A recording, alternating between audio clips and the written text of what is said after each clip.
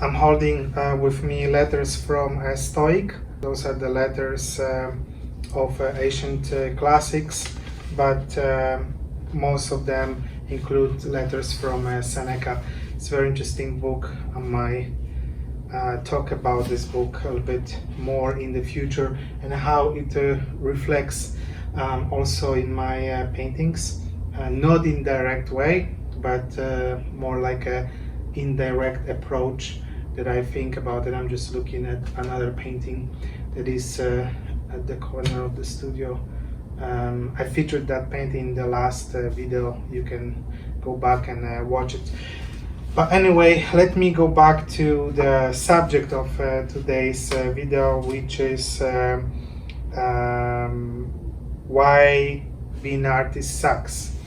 And I think that we have to look at that title a little bit with a dose of sarcasm, if I can call it that way. And it takes me back to my childhood. So as you may know, or you may not know, I was born in Poland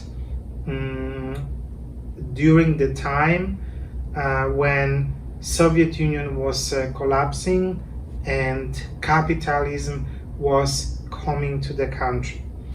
I remember vividly, it was around 1990 and 1994. I was maybe 5-6 years old. That was the time when the Soviet Union collapsed. Lech Wałęsa signed a deal with the Communist Party that they will restructure the system in Poland, and everything suddenly start changing for good, maybe for bad for some people. It's hard to say, because some people really enjoy the communism just because they had a good life during that period, and for them change meant that old things went away, and then new things, unknown things were approaching the country and their lives. And for me, it didn't really matter, because I was so young, I was a kid, that I didn't really know what it exactly means. But saying that, I remember vividly the time of the communism, or end of it, very end of it. And then I remember the beginning of capitalism in Poland, and that social structure changing in the next decade of my life. And so I vividly saw how changing the system in the country changed people, and changed the thinking, changed everything in the way we view the life. I remember the time when the Soviet army was leaving Poland, or Russians were leaving Poland, on the trains with tanks, all kinds of vehicles, as well as very primitive train cars full of Russian soldiers. And at that time I was living at the countryside, and that was a very important railway transit between Belarus as well as Kaliningrad, which is the north part of Poland, or from Poland, that belongs to Russia. And the place where I lived was very important in terms of the railways. And if you know, Russia is famous for using all kinds of railways instead of like motorways and other things. So I remember those soldiers living in Poland, and I remember the impact it had on me, because at that very moment when I saw them in that train stopping at my village, just to wait until other trains move. It was about 2-hour stop, maybe 3-hour stop. I vividly remember they were restricted from leaving the train, and I was looking at them, I was watching them, and it had a tremendous impact on me, knowing and seeing the news, even at that early age of my life, hearing my parents talking about it. I realized that this is the end of something that I didn't fully experience, but I know it had impact on my life, on my young life, and had an impact on my parents as well. And I knew at that moment, even if I couldn't picture entire structure of the changes that were coming, I knew exactly that at very moment my life from then on will be very different. And that was true, just because suddenly in shops we had the products that never before were on the shelves, and at the same time we had plenty of people who couldn't afford them, just because the money was worth nothing at that time, as they were trying to change the systems, restructure the monetary system in Poland as well. Lots of changes were happening. Lots of people very quickly became very rich, and some of the people became very poor, and those people were probably doing really well during the communism. And it's sometimes not about being rich in terms of having millions, but being rich in terms of being good middle class of people who can afford things and can create life that is meaningful, because poverty doesn't create anything meaningful. So for those of people who struggle at that time, definitely that was a difficult time. And saying that, I have to say that my parents also struggled with that transition.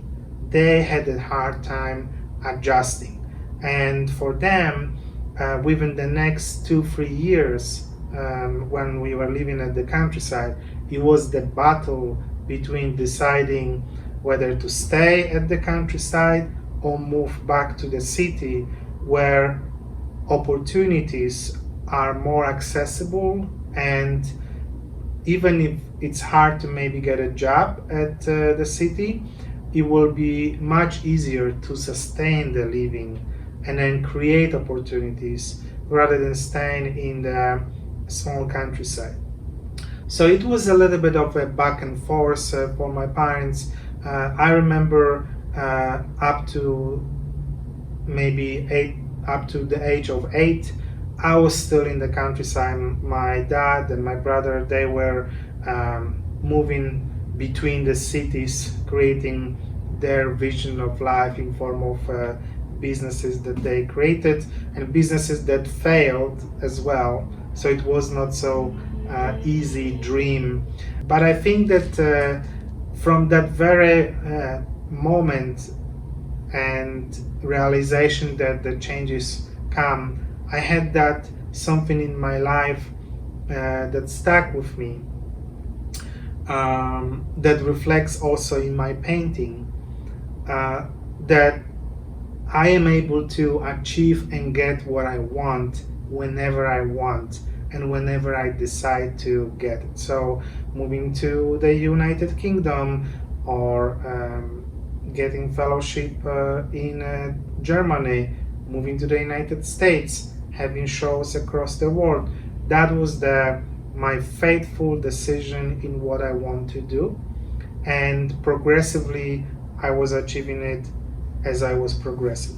So for me, it was also a transition between countryside life and the city life. Even if I was born in the city, I don't remember that. Most of my childhood I spent in the countryside up to age of like 8, 9 maybe. And then I moved to the city. And so that was a big transition for me as well, that influenced my life in a very different way. So I became that pure, close to nature child, suddenly put into the pool of people who have all kinds of weird expectation for life, that shows already in the young age of the people who are influenced by all other aspects of city life, including their parents, teachers, and all that good and bad things that go with it. And that also gave me that impression that my past influenced my future, and my future is influenced by my past. So the social changes between communism and capitalism gave me that better overview that democracy and capitalism is not an answer to anything, is not an answer to life. Because as we look at the modern democracy in the United States, the high peak of the capitalism take advantage of the people in a way that it's not anymore something available to everyone, but it's maybe available to those who know and how to get it and have a resources. Because still, I believe that here in America and in other democratic country, if you know how to get something, you will get it, whether that's money, success, or whatever you're looking in your life. That can maybe change if the law change or the structure, political structure change, but those are maybe little nuances. However, what I also see that communism has its peak of the culture and peak of good and very bad things happening there. It was also a good life for many people. And capitalism and democracy that was brought to Poland with the fall of the Berlin Wall was something that switched the minds and switched the perspective of people living in Poland. When I began painting, now I'm going to take you back to my painting, my work, because at the end that's what it's all about. My life is about painting, but that painting is influenced by something, and that influence comes from all those little experiences that I had in my childhood and early teenager life that brought me to that thinking about the painting that is not something clear or strictly realistic or pure representation of that particular problem in the painting or subject matter that I want to present. It's more about giving a hint of an answer that you can take either way in the painting.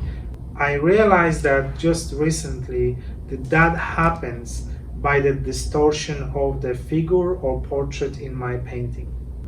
So even now when I look at this painting behind me, maybe you noticed, maybe no, maybe you did not, but this painting is self-portrait and basically presents me in a way that I'm forcing something, whether that's against my own will or not, forcing that experience between communism and capitalism, where neither of those things are perfect, and I feel like I'm somewhere in the middle with no clear answer for the viewer which direction you want to go. And it's not about the political systems, it could be anything.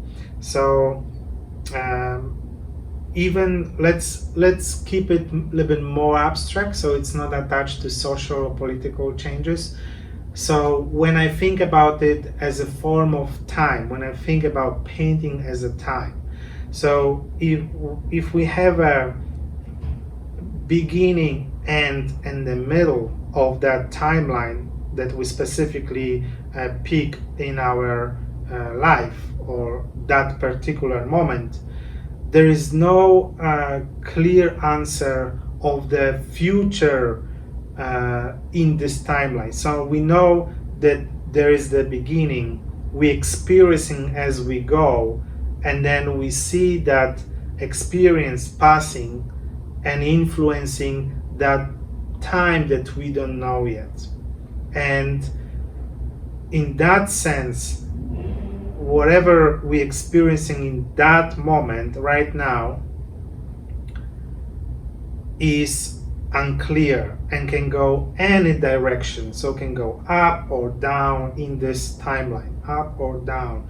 And this, depending on the decisions that I make as an artist, that I make as a human, or that I am influenced by others, because I can be also influenced in my decisions, that changes the distortion in the painting. And all those movements and mark making and brush strokes in the painting reflecting that very moment of the timeline that I'm experiencing right now, with the baggage of the past that created me and created all kinds of distortions and disturbing moments in the painting, disturbing moments in my life, happy moments in my life, which often shows in color.